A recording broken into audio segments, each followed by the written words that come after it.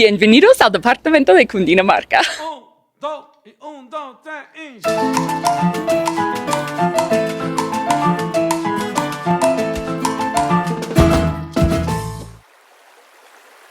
Most people know the department of Cundinamarca as urban sprawl surrounding Colombia's capital city of Bogotá. But before this was Bogotá, in fact, before this was Colombia, this land already had a story. For centuries, the high Andean plateau of Cundinamarca was the heart of the Muisca indigenous nation. Towering mountain peaks, quiet glacial lakes, and sprawling Andean savanna shaped the Muisca cosmology. Or perhaps the cosmology shaped the land. It's a place formed by the sun, the moon, and above all, by water. But these days, millions of people move across this land without knowing its stories. But the cosmology never disappeared, it simply adapted. So, on this episode of 32 Departments of Colombia, I'm setting out to discover it. Now, the Muiscas viewed the world as an interaction between four elements: water, earth, fire, and air. And okay, yeah, my brain went there too. But within this worldview, water is the source. From water we come, and from water we will return. Basically, the element that permeates through each stop on my journey through this department. So it seems only fitting to start at a waterfall. My first stop is about an hour south of Bogotá in the municipality of Soacha, with one of the most important sites in the Muisca story. Good morning from Tequendama. So do not let the sunshine fool you. We are at a high altitude here and it is very cold, but I got myself a hot chocolate with a view, so can't really complain. Also, in the typical nature of this region of Colombia, it has cheese in it. Now, this region is one of the most historically rich areas in the entire country. Natural features here date back to the Pleistocene period, and human remains have been found dating back over 11,000 years. This region is also the ancestral homeland of the Muisca people, the largest indigenous group in Colombian history. And this waterfall specifically held great importance to the Muisca nation. Now, according to legend, this waterfall was created by Bokchicha, the founding hero of the Muisca civilization. Bokchicha is described as a bearded man who taught the Muisca people ethical and moral norms, as well as practical skills like agriculture and metalworking. Now, when the Muisca people turned from the teachings of Bokchicha, a flood engulfed the savanna of Bogotá. In fear and regret, the people appealed to Bokchicha, who used his staff to break open the rock and create Tequendama Falls, releasing the water from the savanna and saving the Muisca civilization. Now, the site is also home to a dark history. According to another Muisca legend, during the Spanish conquest, many indigenous people would throw themselves from the top of the waterfall to escape colonization. But according to the legend, their souls were transformed into eagles on the way down, so they were finally able to fly to freedom.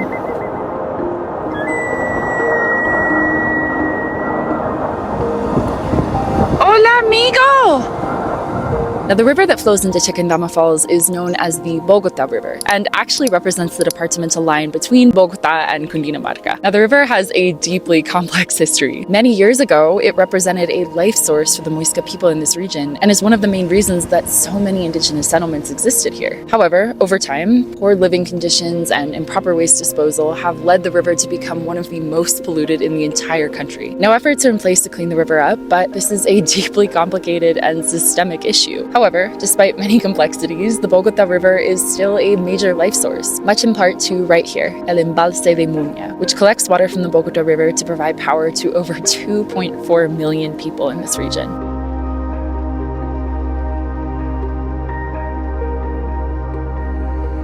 So while I'm still in Soacha, I have one more site to visit, Las Ruinas del Tuso. But apparently, this isn't a super popular spot. Ana, si quieres ir a mirar. ¿Hay algo allá? Hay unas ruinas ahí que no hay nada más. Quiero vaya y miren. ¿Está bien? Necesito caminar. ¿No puedo manejar o puedo manejar? Pásate en la moto, te llevo lejos. Ok, si tú lo dices. El mapa me dijo que es solo como 5 minutos para allá. Derecho y ahí sale por ahí. Ok, listo. Gracias. Oh my god. Okay, finding this place was a little bit of an adventure. So I am in Parque Arqueológico Canoas, which basically constitutes a lot of the fertile area around Tequendama where the Muisca people inhabited. And this park is full of stories and full of ruins. So this specific ruin that I wanted to visit is buried a little bit off the beaten path, but I think I found it and I'm finally here at El Antiguo Monasterio de Tuso. Look at this place. So we know this territory was filled with Muisca communities, but Tuso was actually an important stop for many Muisca people who were making pilgrimages to Tequendama. Now, upon colonization, the Spanish recognized the importance of Tuso and constructed a monastery on the site, making it an obligatory stop for any Muisca people making their way to Tequendama. The construction of this monastery was not just a conversion attempt, it was a brutal display of the power of the Spanish crown in this region. And of course, I feel like no abandoned site would be truly complete without blackberries. And look at this, it looks like we have little tomatoes here. There are so many interesting plants just growing out of these ruins. Look at this. Now, this site did not last long. The monastery quickly fell into disrepair, and the community of Tuso was almost completely gone by the end of the 18th century. Now, while one could credit this to the growing Spanish presence in the region, oral legend in this area says that the community of Tuso was cursed by the devil, forced to disappear forever. Now, all that remains are the ruins of the monastery, buried deep in the mountains.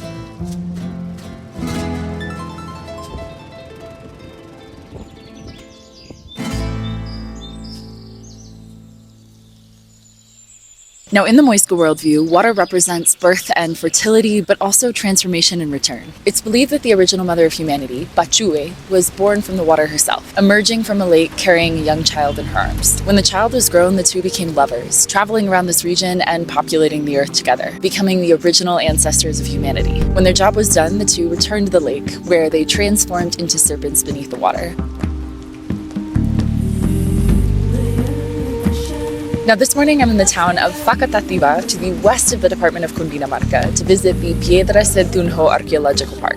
Now, this park was once at the bottom of a vast lake. Not the one that birthed Pachue, that's north in the department of Boyacá, but nonetheless a place that carries many stories of the original mother of humanity. It's said that Pachue visited this site, and many of the rocks show signs of her footprints, but we'll have to go see for ourselves.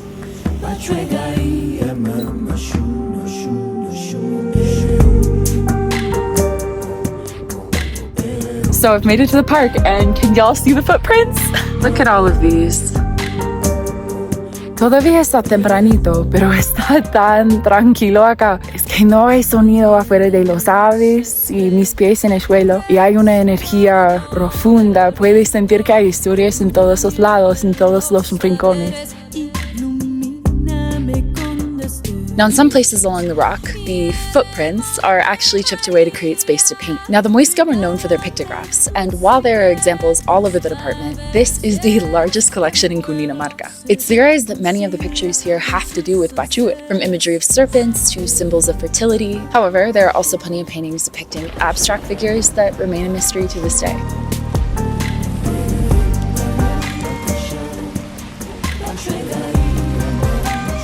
Now, there are a couple local legends as to how these massive rocks even got here in the first place. According to one legend, when the Cathedral of San Francisco was being constructed in Quito, Ecuador, the builders actually ran out of material. The priest made a deal with the devil to transport the missing rocks from Tunja, Boyacá. However, the priest ultimately backed out of his end of the deal, and the devil, enraged, abandoned the stones here in Facatativa. In fact, it's said sometimes you can still hear his cries at night. But another theory says that the devil enjoyed playing tejo, a Muisca sport which involves throwing a heavy disc, or a tejo, down a court at a target. Now, the devil clearly had bad aim because the Bogotá savannah is covered in large rocks. But a modern day tejo, good aim is pretty explosive.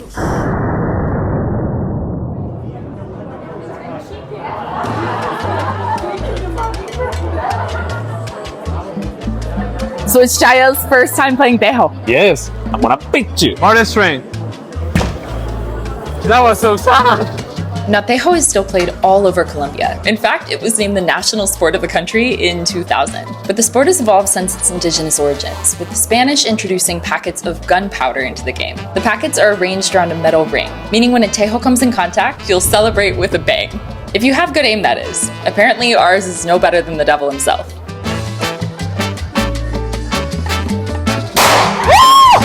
Holy moly.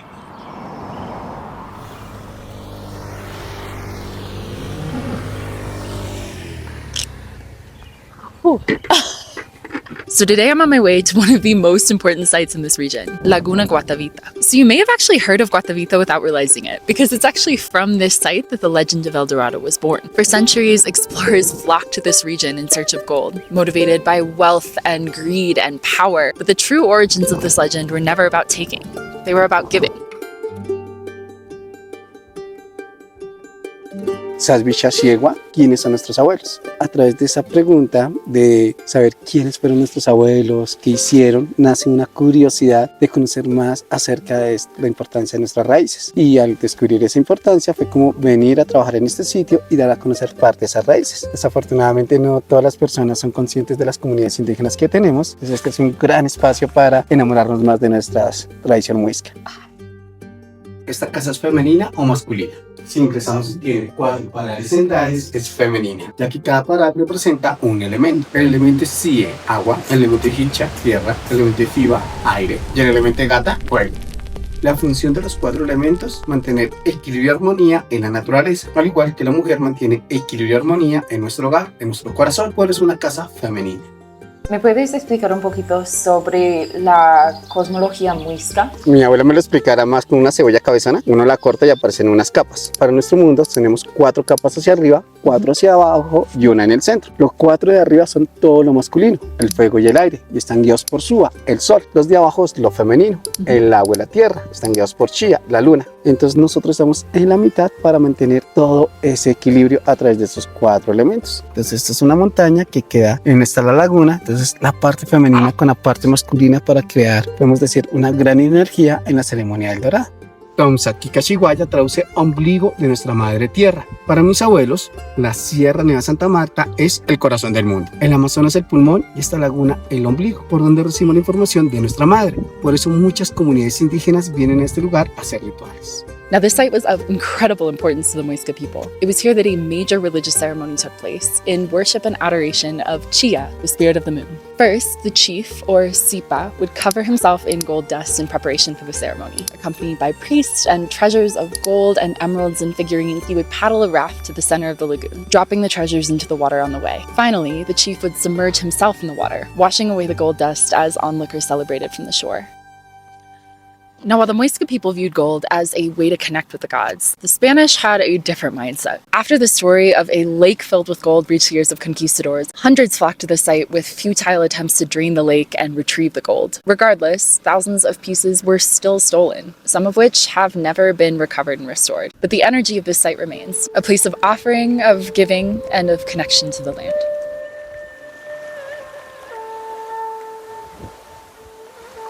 Los muiscas y las antiguas comunidades indígenas siempre se relacionan muchísimo con esos tonos armónicos a través de la música. Las canciones muiscas se caracterizan porque son canciones muy cortas y repetitivas, o sea, son como estrofas cortas y se repiten y se repiten. Kishansi Kwatkit Kashina Shihishabosha Swa Musua. Esta es la primera estrofa de una canción. La hace cuando está sembrando, cuando uno está colocando la semilla en la tierra. Ha inventado muchas canciones de agradecimiento a la tierra, al amanecer, como los números. Por ejemplo, con mis hijas es Atabosha Mika Mujica Hiskata Kujutwa. Ellas como que cantan y se van aprendiendo los números. Yo considero que el objetivo de la lengua muisca no es hablarla, sino conocerla. ¿A qué me refiero? Si yo conozco esta lengua, puedo venir y saludar a la laguna en el nombre de ella y no el nombre que le dieron los españoles. Nosotros tenemos una energía. Mi nombre es Oscar. Mi energía fluye muchísimo con ese nombre. Así pasa con el territorio. Los territorios fluyen dependiendo del nombre que les dieron nuestros abuelos, no el nombre que le dieron los españoles. Okay. Entonces, considero que esa es la importancia de la lengua, es volver a recuperar esos nombres.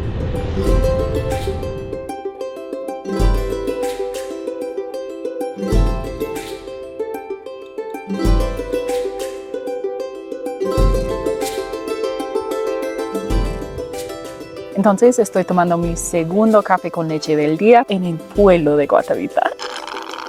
So Guatavita Town is located just a few kilometers south of Lake Guatavita, but locals actually call it Guatavita La Nueva because this is actually the second iteration of the town of Guatavita. In the 1960s, the original town of Guatavita was flooded to create El Embalse de Tomine, which provides water and hydroelectric power to Bogotá. While good in theory, many people were forced to abandon their homes, leaving behind generations of memories beneath the water. In 1967, a new town was built, the Guatavita we know today, with its whitewashed buildings and colonial architecture, but the original still remains somewhere out there under the waters of Tomine.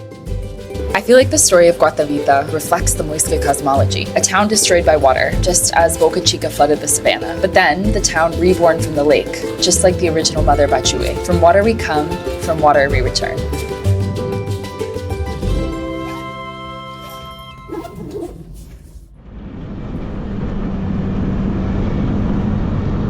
I am literally driving through a paramo right now. It is so cold, but so beautiful. I'm in the Páramo de Sumapaz, and I can literally see Frailejones in the distance. It is so cold though, I'm just ready to get down the mountain and warm up in Choachi.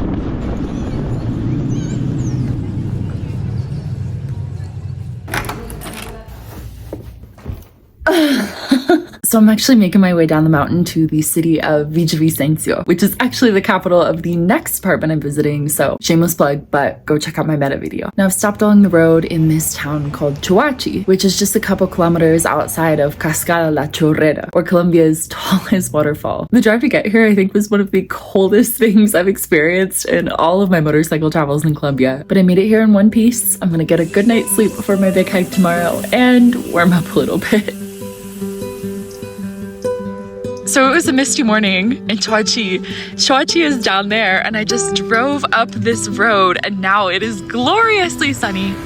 So since I began my journey in Cundinamarca at a waterfall, I figured I should also end with one. And luckily, this department is home to the tallest waterfall in Colombia, Cascada La Chorrera, towering at over 590 meters. It travels down from the Páramo of Sumapaz, through the cloud forest, into the valley of Choachi, like a messenger between the sky, the earth, and the underworld. Water as the origin of everything, the force that connects the world as we know it. Es más o menos 7:45 de la mañana. Tuve ganas de despertarme más temprano y llegar acá súper tempranito, pero aparentemente el parque abre a las 8. Más o menos 500 metros desde el parqueadero hasta el parque. Todavía no he llegado al parque y ya estoy muriendo.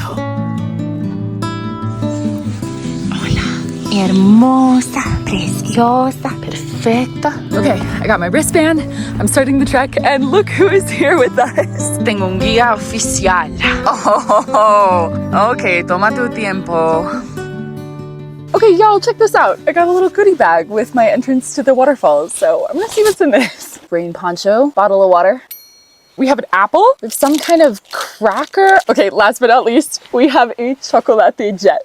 This is my favorite Colombian treat. All of these little chocolates have a sticker in them with something cool around Colombia. And as somebody who loves Colombia, obviously I love collecting jet stickers. Let's see what sticker I got. El cuatro. Es una guitarra de 4 cuerdas, pero eso ya lo sabías. Junto al arpa y las maracas hacen el trío llanero y ponen a zapatear a todos bailando joropo. Y'all, I am literally on my way to the department of Meta, which is the capital of Joropo. This feels like fate.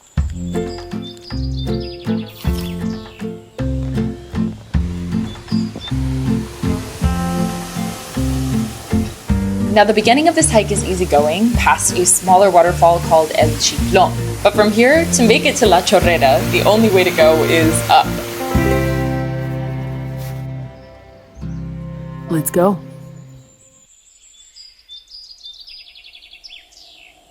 So the second part of this hike felt like entering a new world. It was like the higher I hiked into the cloud forest, the more the whole ambience changed, until it was just me and my breath and my footsteps. And then here I was, at the base of Colombia's highest waterfall.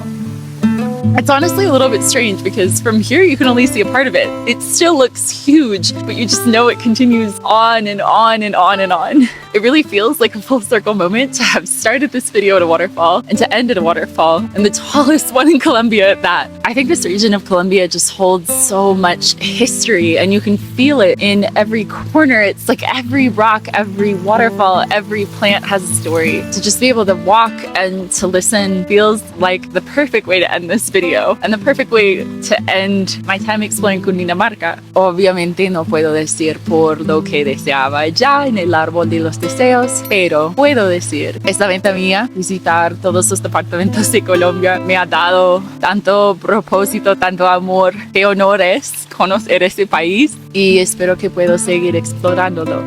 This department has held centuries of stories, and the land remembers it all. In fact, I know there are many more to discover, so let me know, what did I miss in the department of Cundinamarca, and what department should I visit next? In the meantime, I'm Jenna, that gringa that loves Colombia, and I'm on a mission to explore all 32 departments of the country. Please consider a like or a subscribe to help support the mission and explore Colombia along with me. But until then, I'll see you in the next one.